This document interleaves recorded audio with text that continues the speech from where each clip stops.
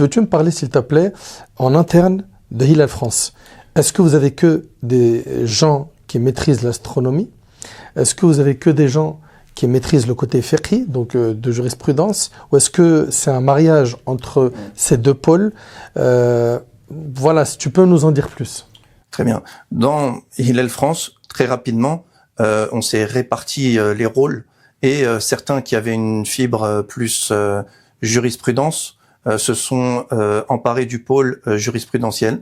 On a comme cela pu agglomérer des expertises dans ce domaine. Ceux qui avaient une fibre plus astronomique et une expérience de terrain, on a eu des très bonnes surprises. On a eu comme ça des frères qui depuis des années étaient dans leur coin astrophotographes par exemple, ou des gens qui sont ingénieurs de formation et ou d'autres qui se sont greffés à vous en chemin, qui se sont greffés à nous en chemin et qui attendaient qui espéraient qu'un jour la main leur soit tendue. C'est chose faite aujourd'hui.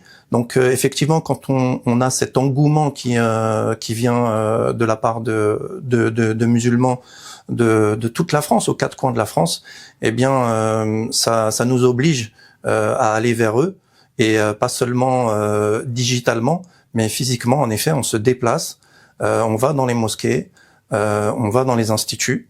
Quand tu dis que vous allez dans les mosquées, c'est pour sensibiliser, former? Est-ce qu'on vous invite? Est-ce qu'on peut vous inviter? Oui, on nous invite. On peut nous inviter. Alors après, on essaye. On n'a pas que cette activité-là. On a aussi nos agendas.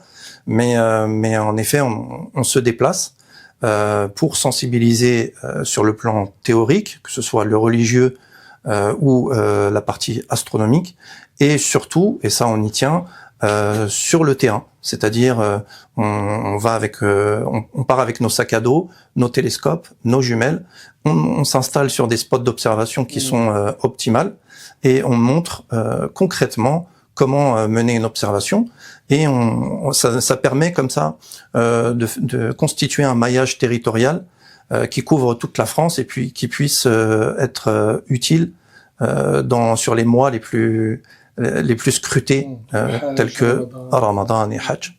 Ouais. Pour te donner un exemple, au mois de Dhul Hijjah passé, de 1446, on avait un observateur avec une paire de jumelles à 1400 mètres d'altitude qui a pu observer et photographier le hilal de l'entrée du mois, ce qui était un soulagement pour tous nos frères qui partaient au Hajj ce mois-là.